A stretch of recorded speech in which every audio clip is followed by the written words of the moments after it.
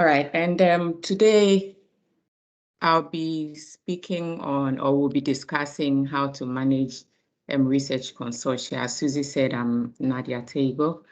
I'm with Kwame Nkrumah University of Science and Technology in Ghana. And I look forward to this discussion. I look forward to your engagement and interaction as well as we carry on.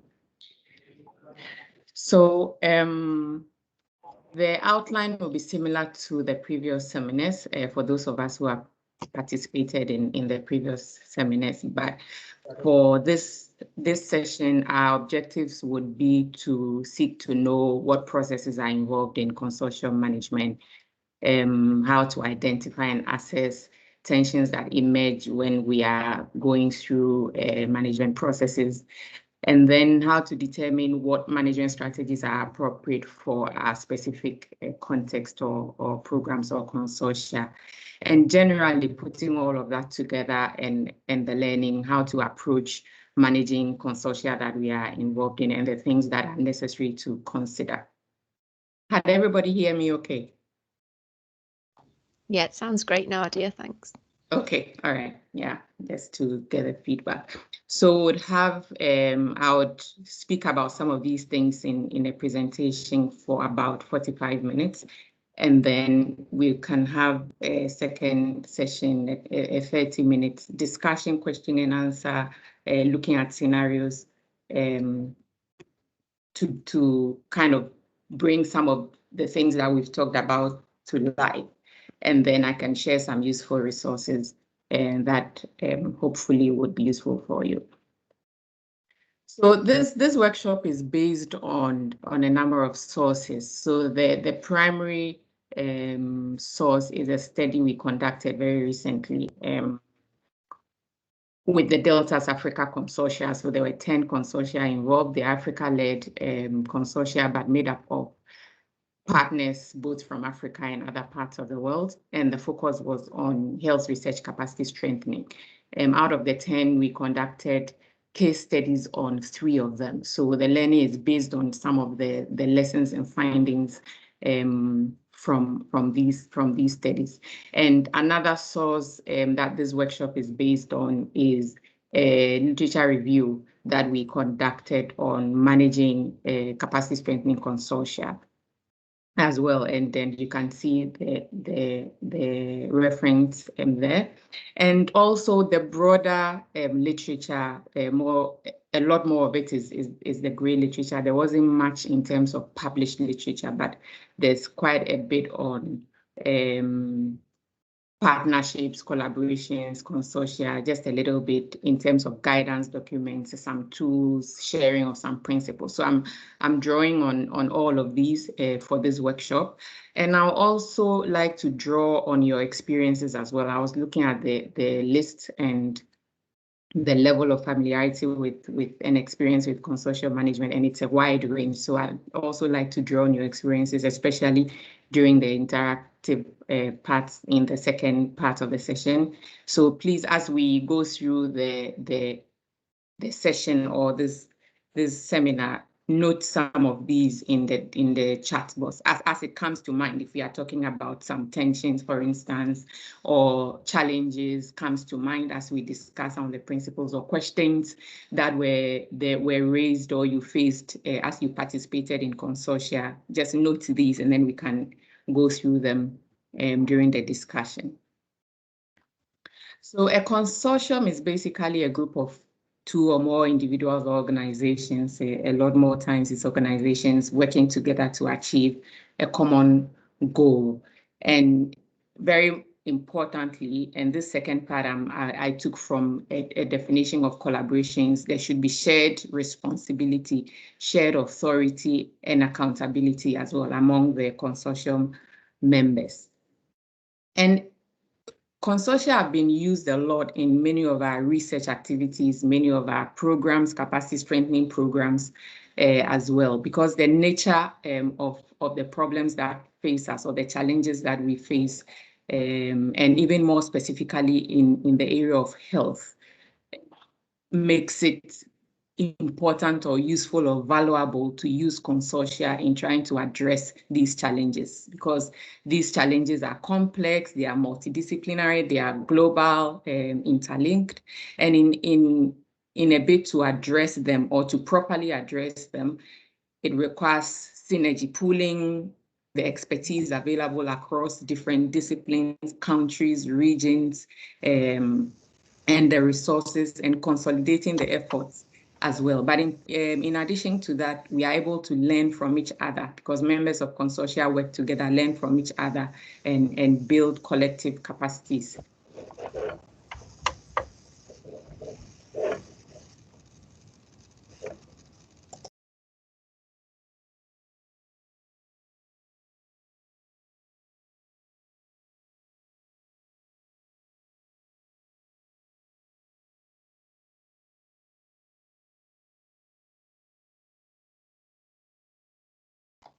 I think we've lost your sound there, Nadia.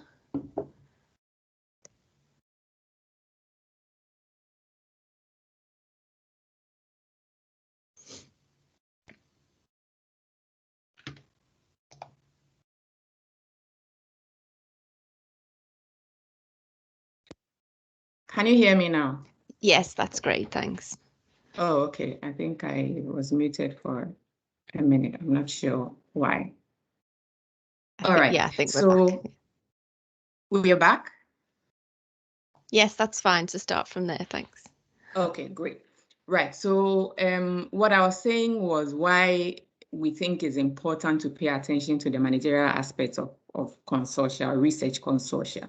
So we find that in the discourse around collaborations and consortia in terms of research or other programs in the literature, there's a lot of discussion on things like equity, on things like power. So it features, and these are elements, these are managerial elements compared to the technical elements in terms of the research itself, if it's in whatever topic, or to tackle research in a certain disease area, say malaria. Those are the technical aspects. But we find that there's a lot of discussion around issues like equity, as I've mentioned, and these are managerial elements. And even though it features considerably in the discourse, it does receive less attention in terms of planning and resources compared to some of the technical aspects in terms of the research itself, the training, if it's training of PhDs, for instance. A lot goes into it, and the literature review actually did highlight that, the reference I showed earlier. And both from the review and the study, some of the learning point to the fact that we cannot compartmentalize, the managerial aspects and the technical aspects. They are interlinked, and they contribute. All of them contribute. Also, the managerial aspects contributes to the overall consortia outcome. So in terms of whether they are research outcomes, capacity strengthening outcomes, there's a link between the managerial aspects and the eventual outcomes of the consortia. So it's important to pay attention to how consortia are managed. So I'll start by bringing out what it entails in terms of the processes of consortium management. What I've done here is I've placed the various management processes in 4 phases. So these are 4 phases that I have. That is my kind of distinction for the consortium life cycle. And others may put it a bit differently. So for instance, you have the pre-inception, which is the period before the consortium is established. Then you have the inception, where different elements of the establishment process are actually tackled. Then I have planning and implementation, which is once the consortium is established, the reason why the consortium was established, whether to conduct research or to implement a program. So the planning of those programs, as well as the implementation of those programs. Then to the final phase, which is closure or transition into something else, maybe something more permanent, or if that is the case. I'll speak a bit on all of these phases. But for some implementers may, for instance, put inception and planning in one phase, and also implementation in another phase. And I have to note here that even though they seem like they are very distinct, the phases are very distinct, in practice, it's not really the case. You find that processes bleed into one another. So for instance, planning may start all the way from pre-inception, even from at inception, and it's refined and made more certain in the third phase. So I've made it very distinctive for presentation purposes, but some of these processes that we'll talk about may start earlier in previous phases and then are fleshed out more in the subsequent phases. So during the pre-inception phase, so the period before the establishment, is when you have things like context. So it's the context that brings up the need for a consortium. If it's some of the context may be even a funding opportunity that requires a consortium, or a particular challenge which is common among members, and so they decide to come together. What motivates the consortium? So potential partners may have complementary strengths, so it motivates coming together. They may have some history, and it may even come as a prerequisite. So the funder may require that this program or this research is conducted in a collaborative mode. Then you move to the inception phase. So during the phase where you are actually now establishing the consortium, you have to define the aim for the collaboration. Why are we coming together? What do we intend to achieve? You are looking at things like the size of the consortium, what kind of structure are you using? So you can have a structure where you have the lead. One example is the hub and spoke structure. So you have the lead in the center, and then you have the spokes as all the members. It's a form of structure. You can have a multi-level structure. So this is where that is determined. And then also at the inception phase, you're looking at who do you want to be involved? What kind of composition, apart from the specific partners, what informs that? Are you basing it on a geographical area? So that's the composition, partners from a specific geographical area, or to make it, to diversify the geographical area. Are you looking at partners with a specific research expertise or in a specific research area, or a multidisciplinary team? So these are some of the things that are considered during inception. Then now you select your partners during this stage. I'll speak a bit more about that. And then if there are some agreements that partners enter into for the consortium. And then we move to the planning and implementation phase. So at this point, you have goals and activities. What do you intend to achieve, the specific activities? And as I mentioned earlier, some of these goals are an activity. The discussions around goals and activities are started at the inception, as the consortia members or the initiator or the leader with the initial members are discussing the purpose for the collaboration. These things are already being talked about. The roles and responsibilities of various partners also may have started, but this is the point where is actually solidified. Resources are allocated, and I put planning and implementation in this phase because for a lot of consortia are implemented using external funds. And so sometimes there's the application process where you're applying for funding. And so initial discussions are held and plans are, preliminary plans are put in the application. But it's when the funding is awarded, then some of these processes are actually solidified. And so then it becomes a bit more of a workable plan because there's a lot more certainty. So resource allocation is one of them as well. There's a budget during the application process, but it's actually refined when the funds are actually awarded. Governance structures, what kind of management structures are going to be used, and then of course coordination and monitoring. And then the final phase is closure or transition. So it depends on how the consortium was, or the plan, the long-term plan for the consortium, whether it was supposed to be a short-term plan or right from the start, there's a long-term plan for it. So if it's just to implement a program or a research program, sometimes the consortium is disbanded at the end of that program or the funding cycle. So there's evaluation, and then there's program closeout, that's closing out the technical aspects, financial closeout. And then one of the things that's supposed to be done is identifying lessons learned to inform future programs as well. And I put transition here because some consortia transition into longer term networks or lose networks who continue to work maybe at a lower level if there's no funding, or to seek for future funding as well. So it depends on the plan for the consortium, but these discussions are essential to have. So what I'm going to do now, I'll speak a lot more in detail on some of the processes. We'll come back to that.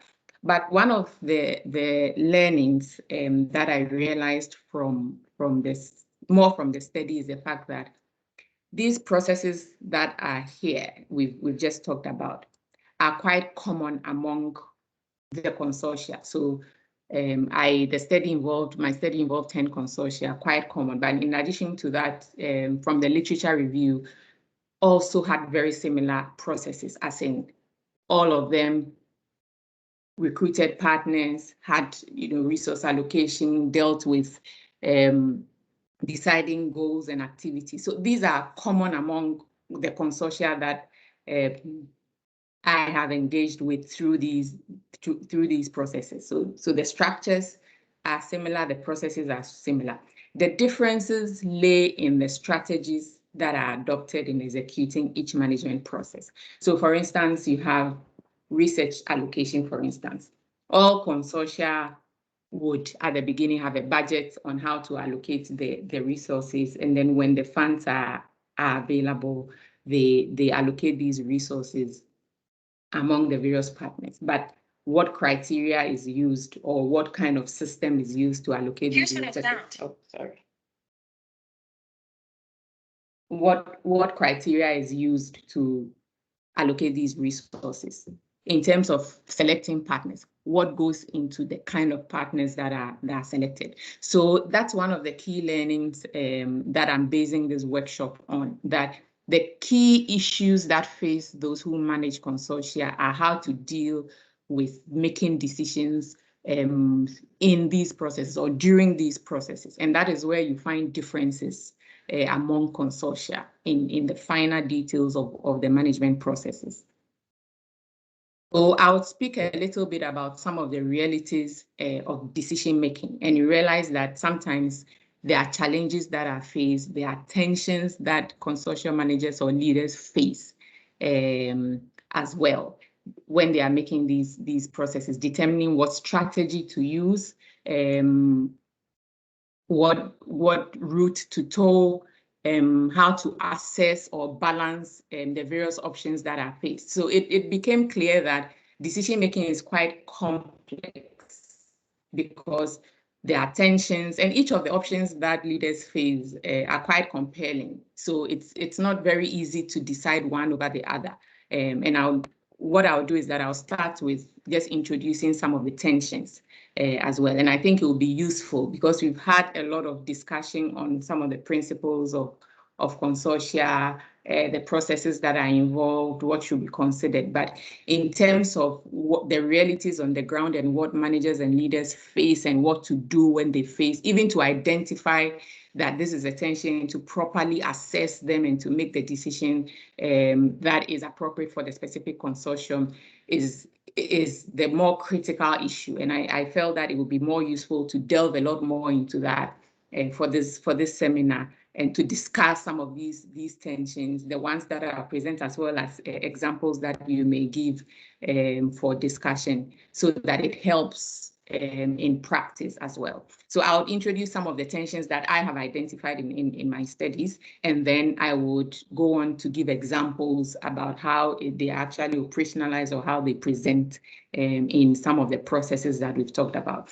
So some of the tensions involved, for instance, if you are looking at, should you consider individual needs and interests, because a consortium is made up of both individual people and institutions, and those make the partners, as well as, and a lot of times there's a collective interest as a consortium. There's a reason we came together to achieve a particular purpose. So how do you balance the individual needs and interests with the collective need? In terms of the second tension I'll talk about has to do with the program delivery. Should you focus on delivering the programs, especially because a lot of consortium activities are funded by grants which have are supposed to be implemented in a specific period and show results for it. So do you focus on program delivery, or do you consider more the purpose for the consortium? And I'll bring this to life a bit more in the examples, which I call the efficiency versus effectiveness tension. There's also the tension of excellence or equity. Do you go with merit, levels of capacity, or equitable distribution of resources, for instance? And we'll speak a bit more about that. Another tension is the extent to which power is shared. Is it completely shared, distributed equally, or there is need for greater control, for instance, of the lead because of accountability? Those are tensions that leaders face. Are we looking at the short term or the long term? So in all of these, we find that consortia, the strategies that most consortia take either try to seek a balance between the different options that they are faced with, or sometimes trading off one for the other, choosing one over the other based on various reasons. So I'll share examples from some of the consortia that I engaged with to bring, as I said, to bring this to life some more. What are some of the drivers of the tensions that we've talked about and how decisions are made?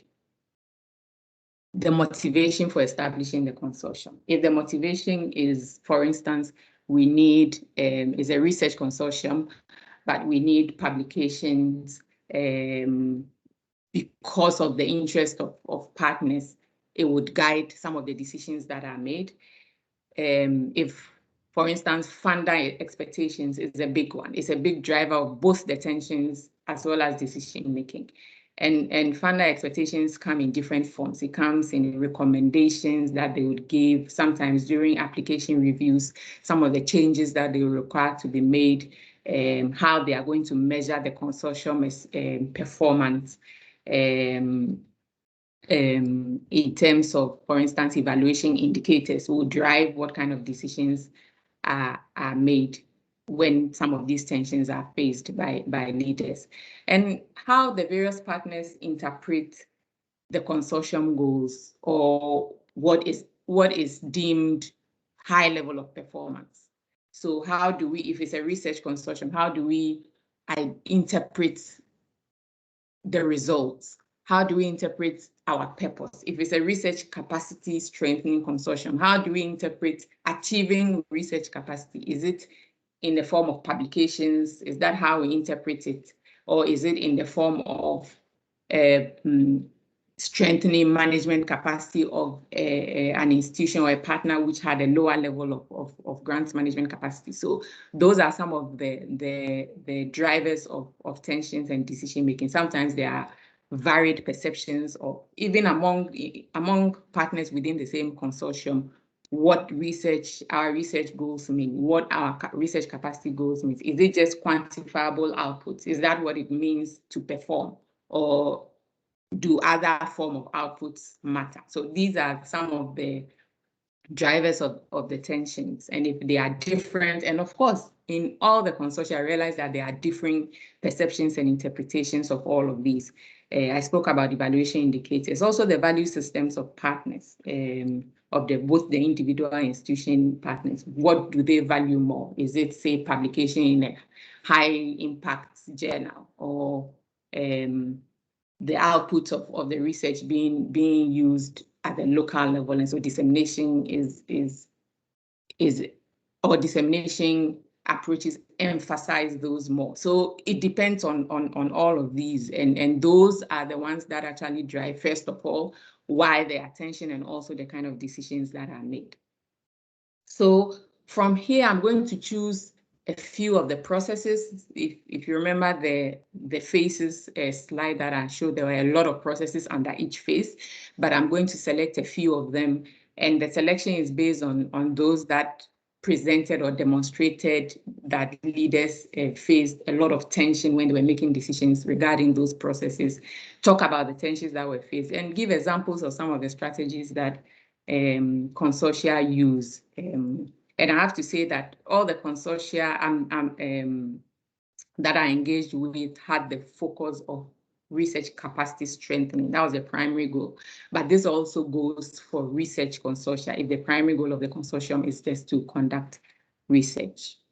I'll start with partner selection as the first process. So in terms of what steps go into selecting partners.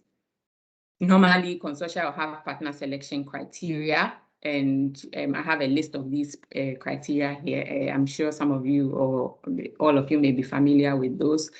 Pre-existing working relationships, similar interests. Sometimes there's looking at the level of the scientific capacity of the partner, of the potential partner, or the managerial capacity of the potential partner. If you've worked with them before, how did they perform in previous collaborations? Sometimes you are looking at geographical coverage. You want to cover a certain area, and so you seek partners from there. Some of them also look for language considerations. So in Africa, we have quite a broad range, and you had consortia that either wanted to restrict it to say Anglophone, and then there are those that wanted to diversify it to improve collaborations among different languages, Anglophone, Francophone, as well as recommendations from known partners.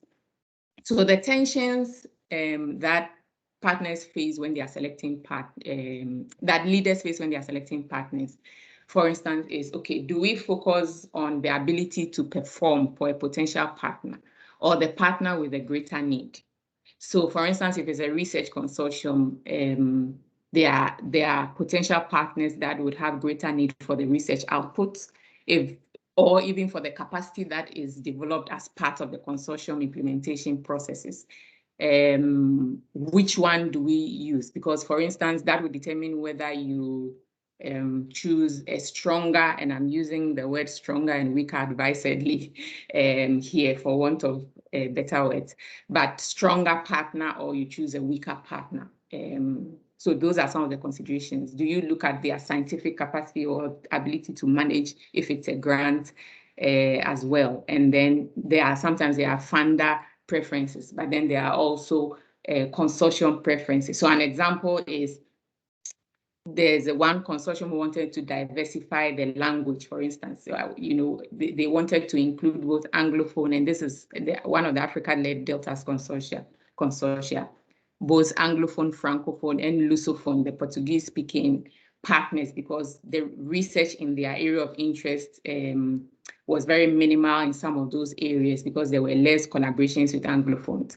But then there was the issue of the funder also for emphasizing the need for excellence and performance. And so there's this tension of, okay, should we go for some of these very challenged institutions because they haven't participated in a lot, or do we just choose with those we know can perform? And here we see examples of some of the efficiency and effectiveness, because the effectiveness is we want to broaden the capacity across the continent. That is how we think building research capacity across the continent would be effectively done.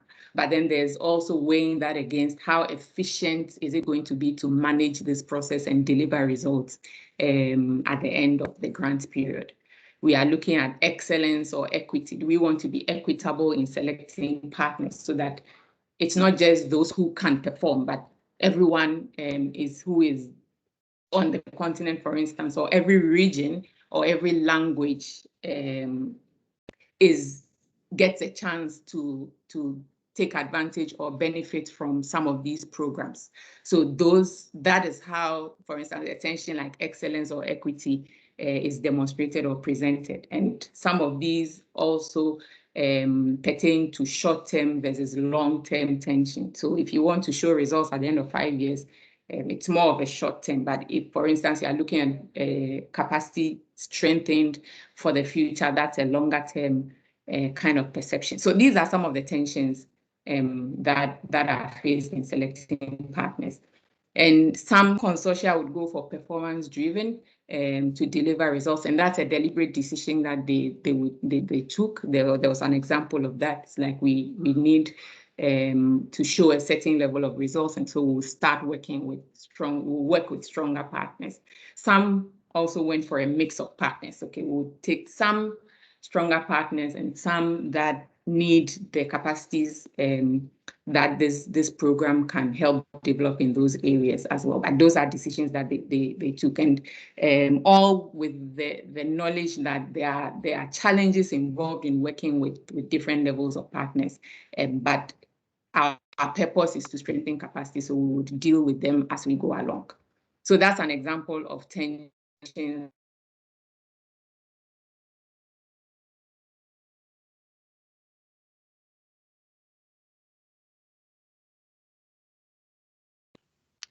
Hi Nadia, we've lost your sound there briefly just as you started discussing the tensions.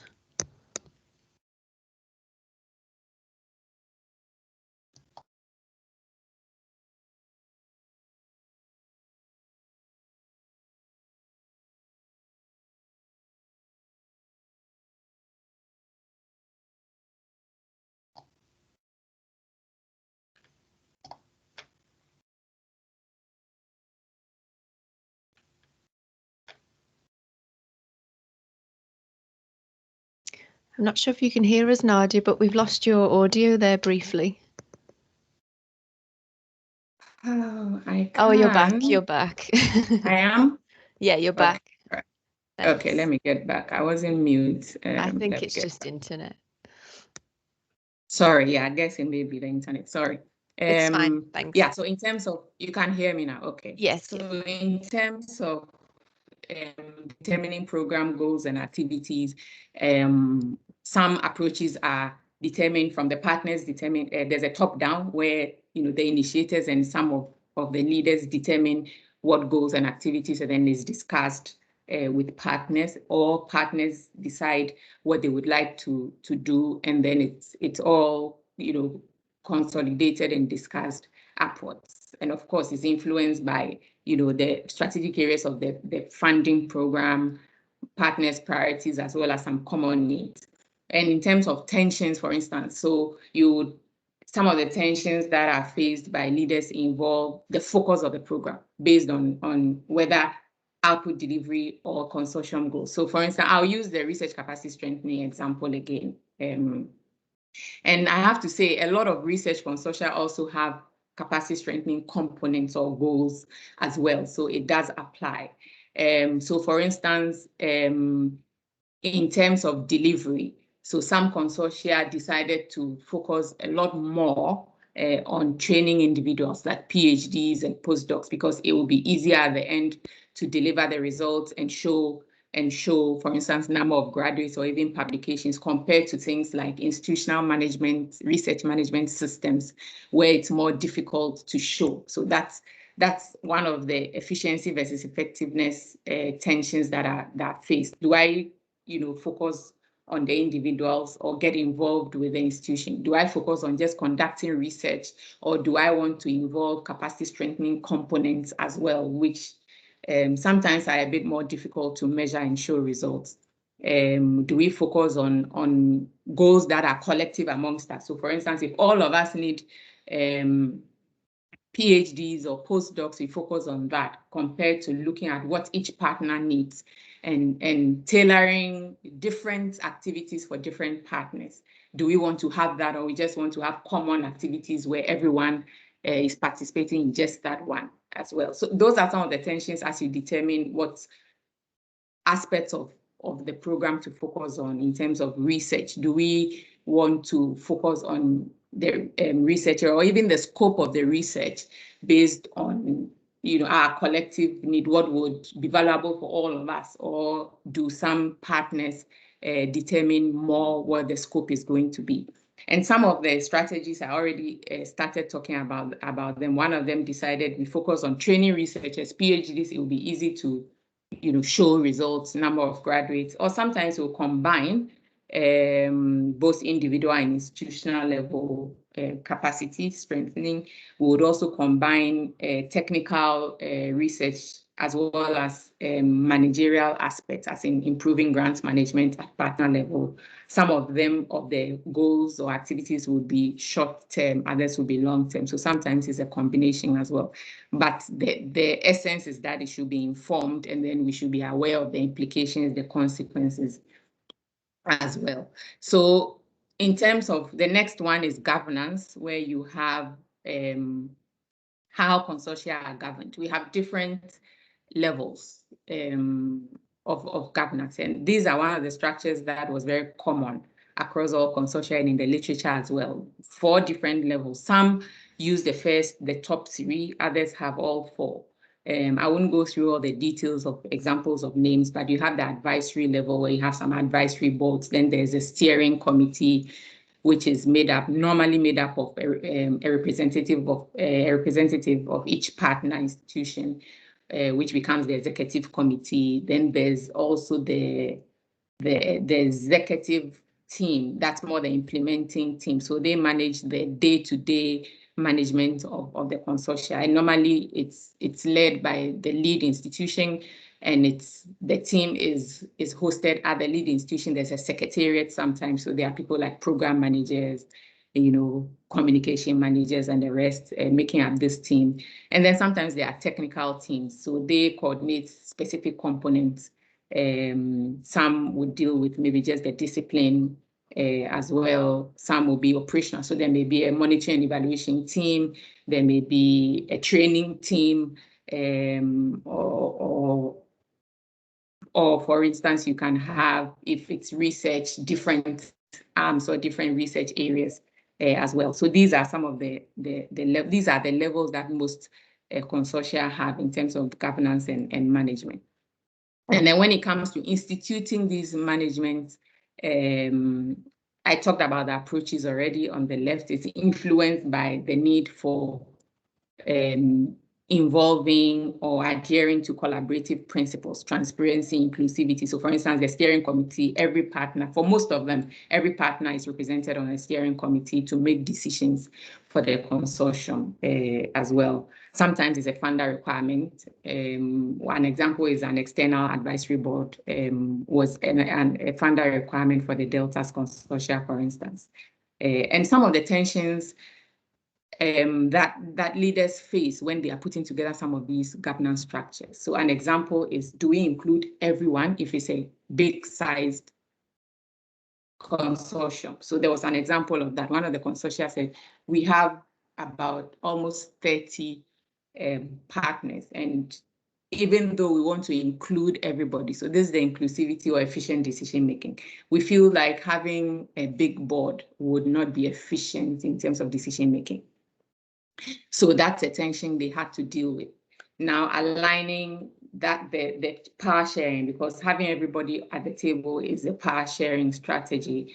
Is it only in the structure or is in the practice as well? That's also a tension. So we can put everybody on board, but how are the decisions actually made? Which particular people on the board have more influence? These are the things that are a bit more intangible as well. Is the power equal, or because of accountability? Because again, I'll use the Delta's example. The lead institution, that would be the case for most consortia, is responsible to the funder ultimately for the delivery of the consortium's program. So because of that accountability, should the lead institution have a bit more control? That's also some of the tensions that leaders have to deal with. So we see some of the efficiency, effectiveness, tension being presented or demonstrated here in terms of power sharing or accountability. Some consortia, examples of strategy, some consortia were all inclusive at all levels. Everybody was at the table. And then particularly that example I gave of the huge partnership, they had 2 levels of governance. So there was a first level where selected partners were involved in the decision making, and then they could rotate. So there was election, and then for I think a 2-year term, then other partners will represent that. But then there was an annual meeting where all partners could come and participate. So those were some of the strategies that were used as they faced those tensions. And deciding on roles and responsibilities is also very similar. There are discussions among partners, but in terms of who does what, is it based on ability? And I'll focus more on the tensions here on the right side of the slide. Is it ability to perform, or giving the opportunity to even those who have lower capacities to learn in the process? So you still give them roles and responsibilities with a learning focus as well, because if it's just based on ability to perform, for instance, consortium members have to be aware that the strong will keep getting stronger, because they will be the ones who do more, have higher responsibilities, play bigger roles, and of course would be grow stronger compared to others. So those are the kind of tensions that you have to deal with. And of course, leaders are thinking of producing results at the end versus learning or capacity strengthening. So many times there is strength-based roles. Roles are given based on the strengths of the partners. But also there were some that actually involved other partners, wider participation to promote inclusivity and learning for that purpose. So these are some of the thinkings that should go into that. And then allocating resources. I think I have the last two processes. Allocating resources is a big one.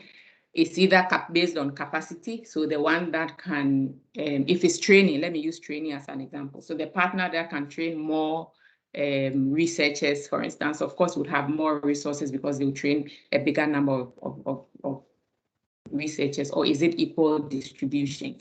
So if it's based on excellence or ability to perform or existing capacity or capability, then it uses a merit-based system. That is what a lot of the consortia actually used. So it's based on how many. So in the Delta's example, there were open applications,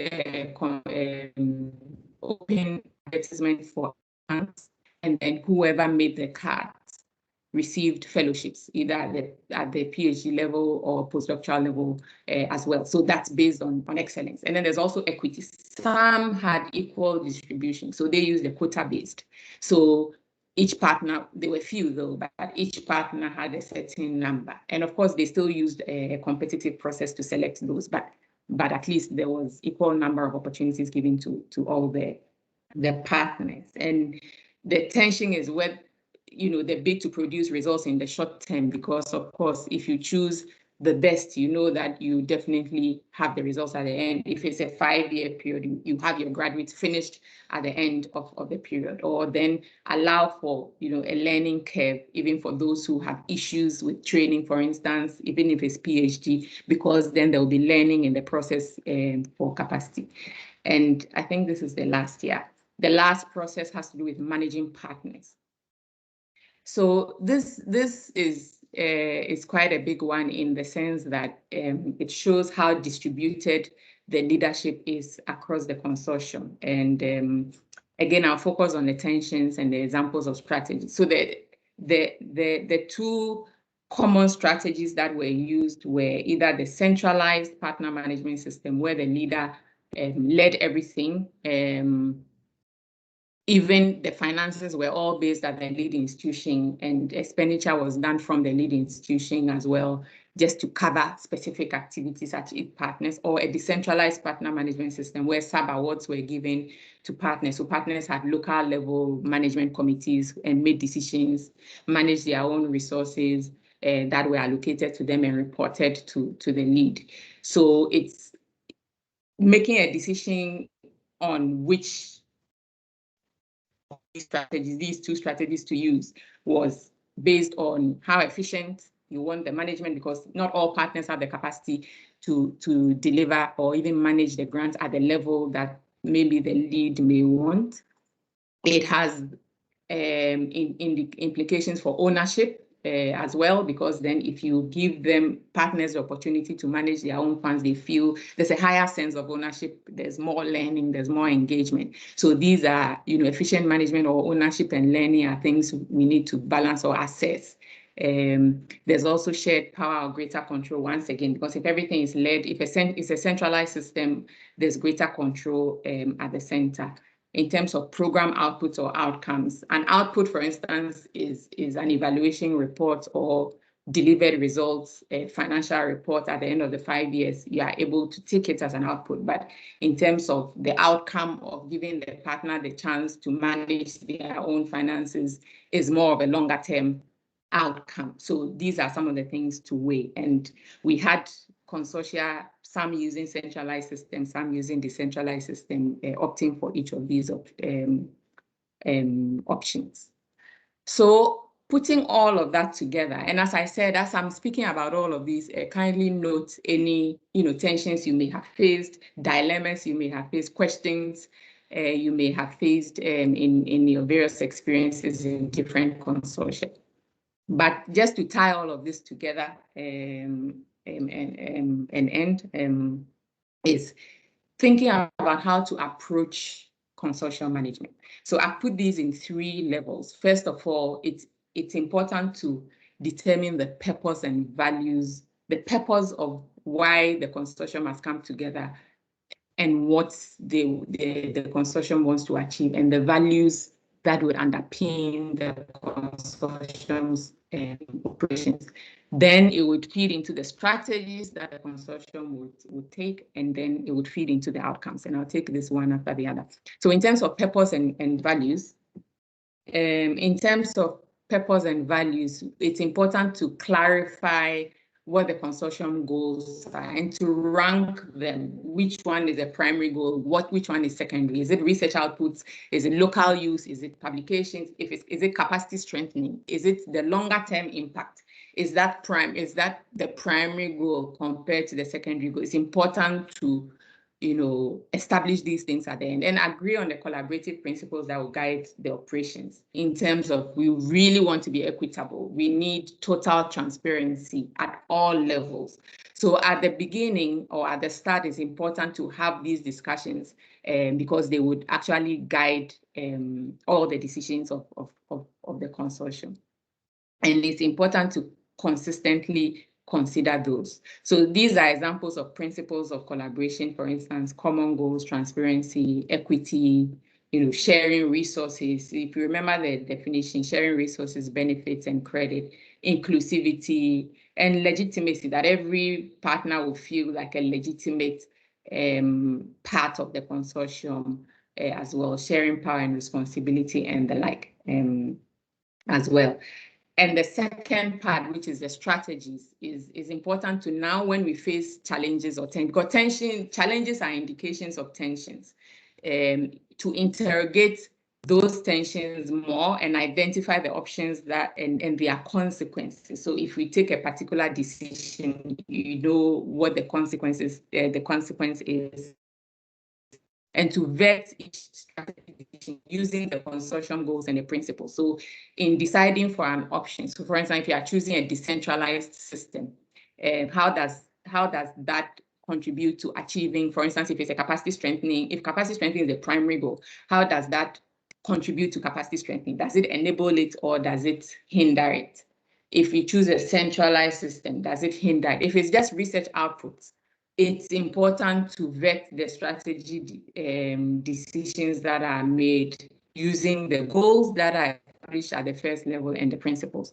And it's also important to consider both the tangible and intangible elements of management. So sometimes things like, a structure is in place, a steering committee is in place, as an example, everyone is on board. But in terms of practice, how do people feel empowered on the steering committee? It's an intangible element of the management. So it's important as the strategies are being taken to consider those ones as well. And then now make an informed decision as to which strategy will work best for achieving the goals of the consortium and also adhering to the principles that were agreed. And then the outcome level is now tracking as the strategies are taken. So for instance, a consortium chooses a decentralized partner management system. It's important to track it and then see how the implementation, the feedback from partners, how they feed back into, do they feel that they are really in control at the partner level?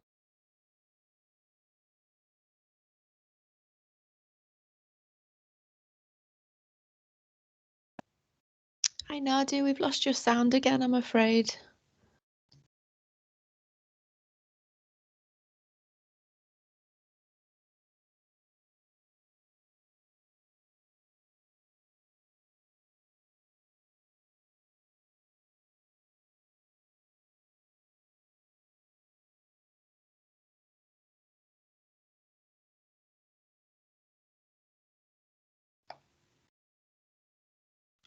Nadia, I don't know if you can hear us, but we've lost your audio again.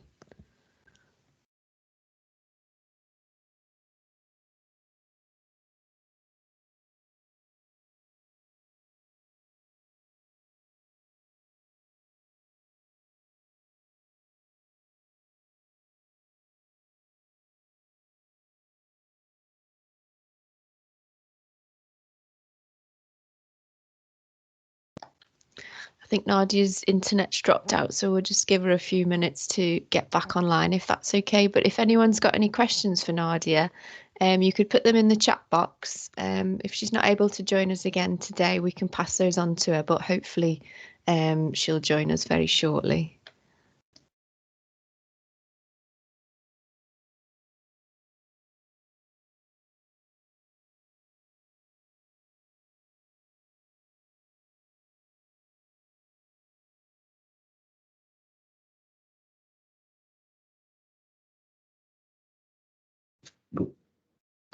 Hi Nadia, welcome back. Can you hear me? Yes, we can hear you now.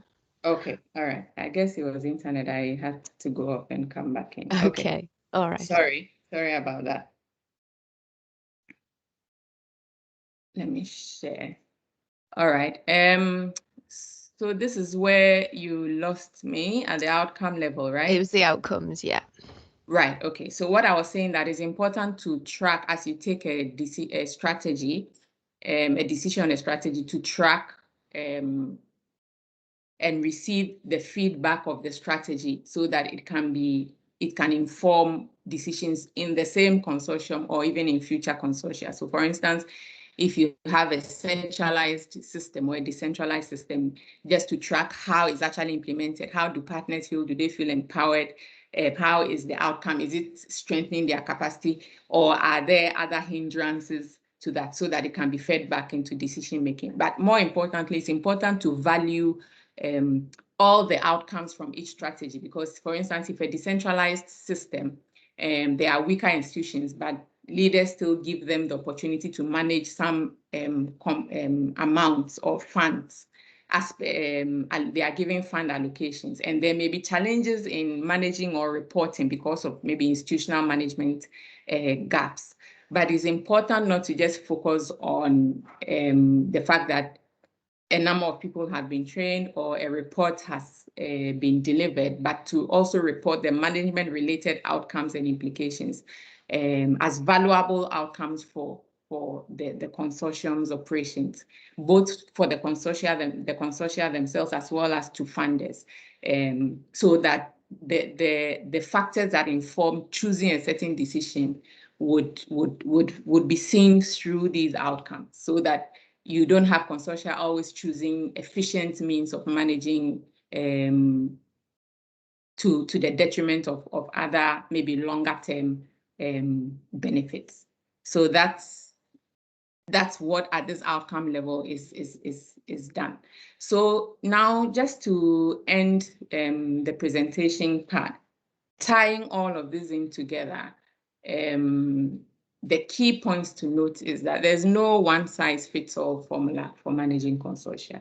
There are different contexts, there are different goals and purposes as well. And so there can't be a prescriptive. We can't say one is better than the other, but it can be vetted against the specific goals and each consortium will do its own vetting and evaluating of each strategy and how it contributes to the outcomes.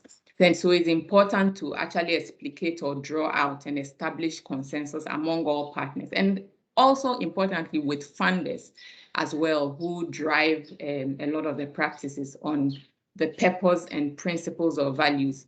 From the first level that we talked about, purposes and values, because they form the basis for decisions. And then as the strategy options are being considered, it's important for those discussions to be very explicit, and that everyone is aware of not only the implications of choosing a particular strategy option, but the opportunity cost of each decision. So if we choose, for instance, a centralized system of partner management, I'll use that as an example, there's the opportunity cost of learning at the partner level, learning to manage grants or even managing programs at the partner level. But it needs to be explicitly discussed and everyone needs to be aware of it. I spoke about tangible and intangible aspects, perceptions of the power dynamics, how partners feel ownership, and then sensitivity to both expressed and unvoiced feedback. There's also a lot of unvoiced feedback from across partners. Some may be voiced, but some may not be voiced, but it's important to be sensitive to those, also to feedback into decision-making, and to track the outcomes, as I mentioned, as well. And then finally, that management is an integral part of consortia operations. So it's important to capture it in planning and reporting processes, and also to promote knowledge-based practice. So using resources, if there's research outputs on consortium management, make use of those resources, tools, to drive practice so that there'll be better consortium outcomes. For example, engage an expert to work through tailored management plans and strategies at inception. So during inceptions, a lot of times there are meetings. So it's possible to do that, engage an expert to work through which management strategy, which management plan would fit best in meeting the consortium's goals. So this is the end of my presentation.